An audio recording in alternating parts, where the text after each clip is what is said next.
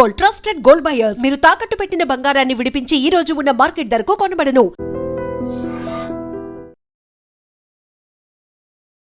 సంగీత కుటుంబంలో జన్మించిన మీరు శాస్త్రీయ సంగీతంలో ఇంత పట్టున్నప్పుడు అక్కడే స్థిరపడతారని చాలామంది ఎక్స్పెక్ట్ చేస్తారు. కానీ మీరు సినిమా పాట ఎంచుకున్నారు, సినిమా పాటే మిమ్మల్ని ఎంచుకుంది కూడా. సో అది ఎలా జరిగిందమ్మా? మా అమ్మగారు మంచి మ్యూజిషియన్ అండి. వారు పెద్ద వైణిక విద్వాన్ రంగరామానుజ అయ్యంగార్ దగ్గర నేర్చుకున్నారు. మా అమ్మగారు పుట్టినదే కర్నూలులో. వారు ఇన్స్పిరేషన్లో మాకందరికీ నేర్పించారు మ్యూజిక్, కర్ణాటిక్ మ్యూజిక్. అమ్మగారికి ఏమో డ్రీము నేను కర్ణాటిక్ ఫీల్డ్లో టాప్ రావాలి అని. మా ఇంట్రెస్ట్ ఏమో చిన్నప్పటి నుంచి హిందీ ఫిల్మ్ మ్యూజిక్లో పోయింది. అది నేర్చుకున్నాను. కర్ణాటిక్ స్ట్రాంగ్ ఫౌండేషన్ ఉంది కర్ణాటిక్ మ్యూజిక్లో. కానీ హిందీ ఫిల్మ్ మ్యూజిక్ అంటే నాకు చాలా ఇష్టం చిన్నప్పటి నుంచి. అన్ని పాటలు వింటాను, బ్యాక్గ్రౌండ్స్ అన్నీ బై హార్ట్ చెప్తాను పాటకి. అదే తర్వాత హిందీ ఫిల్మ్స్లో ఎంటర్ చేసి ఒకసారి ఓపీ నయ్యర్ గారి దగ్గర నేను రికార్డింగ్కి వెళ్తే వారు అడిగారు, ఎలా మా బ్యాక్గ్రౌండ్ కూడా మీకు గుర్తుంది అని. అది అంత ఇంట్రెస్ట్ నాకు.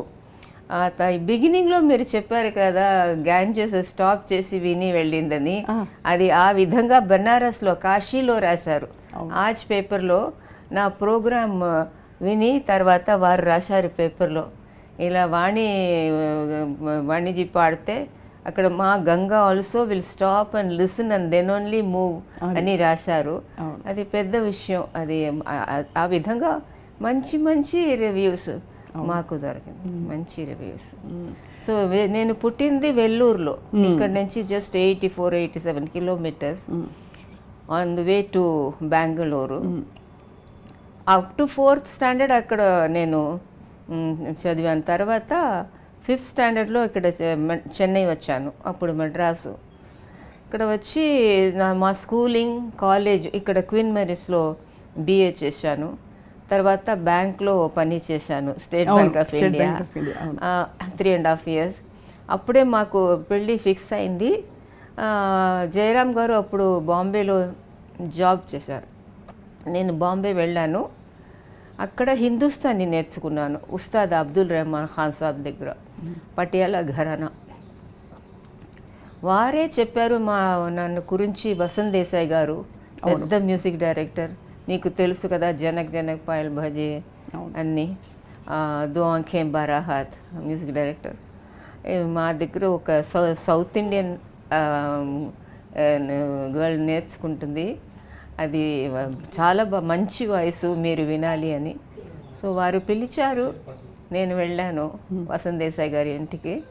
వారు విని వెంటనే వారు డిసైడ్ చేశారు, గుడ్డి ఫిల్మ్లో మాకు ఆపర్చునిటీ ఇచ్చారు. మోస్ట్ ఫేమస్ పాటలు అవి. ఆ పిక్చర్లో అప్పుడు 3 songs డిసైడ్ చేశారు. అన్ని పాటలు నా వాయిస్లోనే రికార్డింగ్ అయింది. తర్వాత ఒక పాట తీసేసి లతాజీ గారు సాంగ్ పెట్టారు. 2 songs నా సాంగ్స్ పెట్టారు. హమ్కో మన్కి శక్తి దేనా, బోలే రే పపీరా, ఈ టాప్ హిట్స్ అయింది both the songs. Humko Manki Shakti Dena ప్రతి స్కూల్లో ప్రేయర్గా పాడతారు పిల్లలు. తర్వాత బోలురే పపిహరా సూపర్ హిట్ అయింది. ఫస్ట్ సాంగ్కే 5 awards వచ్చింది. Tansen award, all India film goers, cine goers అన్ని అవార్డ్స్ వచ్చింది.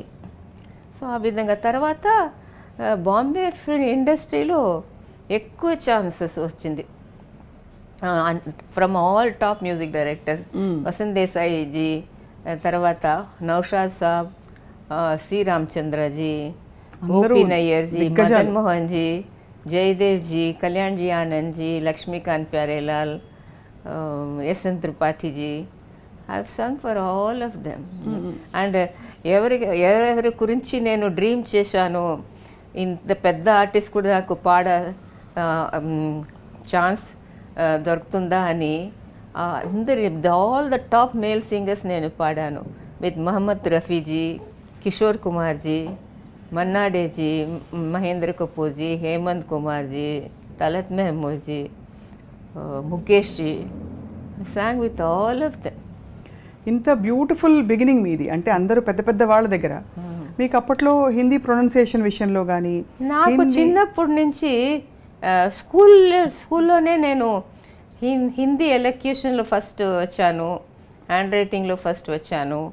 ఎక్కువ ప్రైజెస్ స్కూల్లో. తర్వాత ఫైనల్ ఇయర్లో ఆల్రౌండ్ టాలెంట్ షీల్డ్ మాకు వచ్చింది. సో హిందీ ఒక అబ్సల్యూట్లీ నో ప్రాబ్లం అండి.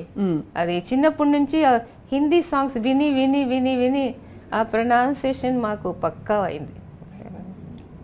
అలా మీరు పాడుతున్నప్పుడు మీరు బాగా శాస్త్రీయ సంగీతం నేర్చుకుని అందులో చాలా అందరూ చెప్పేది ఒకటే, వాణి జయరాం గారు ఒక పాట ఇస్తే వాళ్ళు పాడే లోపల మీరు ఇలా గ్రాస్ప్ చేసేసి అలా నోటేషన్ రాసేసి టపటప పాడేస్తారని. అలా పాడుతున్నప్పుడు సీనియర్ సింగర్స్తో ఎవరితో పాడినప్పుడు మీకు ఇంకా కొంచెం గమకాలు వేయాలని కానీ ఇంకా కొంచెం ఎక్స్ప్రెషన్ ఇవ్వాలని అనిపించేది? అంటే మనకు ఒక ఛాలెంజ్ కదా కో సింగర్ పాడేదాన్ని బట్టి. అలా అది కొన్ని మ్యూజిక్ డైరెక్టర్స్ ఆ ఫ్రీడమ్ ఇస్తారు, మీరు కొంచెం ఇంప్రూవైజ్ చేసి పాడాలంటే మీరు పాడండి అని. సమ్ మ్యూజిక్ డైరెక్టర్స్ ఇన్సిస్ట్ చేస్తారు, వారు ఏం నేర్పించారో అదే పాడాలి అని. సో ఎవరెవరు ఏం డిమాండ్ చేస్తారో ఆ విధంగా పాడాలి. తర్వాత all my seniors they have been wonderful to me అండి, నో ప్రాబ్లం. పెద్ద పెద్ద ఆర్టిస్ట్ అందరూ ఏమనేవారమ్మా అప్పట్లో మీకు ఫ్రెష్ వాయిస్ విని? రఫీజీ కానీ కిషోర్ కుమార్ అందరూ అప్రిషియేట్ చేశారండి, అందరూ. What was the one thing అంటే మీ వాయిస్లో ఉండే speciality? Because it's very very special voice మీది, ఆ టింబర్. అది విని ఏం బాగుందని ఏదో చెప్తారు కదా, మీ వాయిస్లో బేస్ ఉందని, గమ్మకం ఉందని, ఏదో ఒకటి అలా ఏం చెప్పేవారు వాణి జయరాం గారి వాయిస్ విని?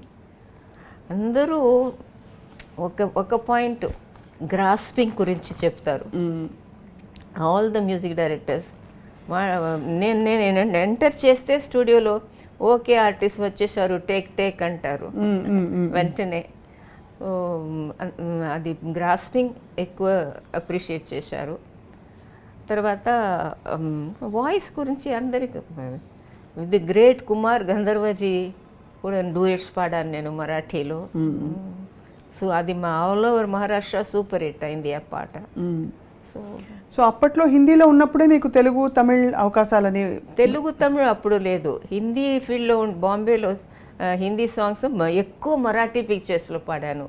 మరాఠీ, గుజరాతీ. బెస్ట్ గుజరాతీ సింగర్కి స్టేట్ అవార్డు కూడా వచ్చింది మాకు. Oriya, best Oriya singer from Orissa government. Of course Andhra Pradesh వచ్చింది, తమిళనాడు స్టేట్ అవార్డు వచ్చింది. So for 11 years I was number 1 singer and in Tamil, Malayalam, Odia language. So 11 years number 1 singer. ఎక్కువ కన్నడ, మలయాళంలో ఎక్కువ పాడాను నేను. ఇక్కడ వచ్చిన తర్వాత తమిళ్లో స్టార్ట్ చేసి మలయాళంలో, కన్నడలో, తమిళ్లో, తెలుగు నేను పాడిన అన్ని సూపర్ హిట్సే మాకు.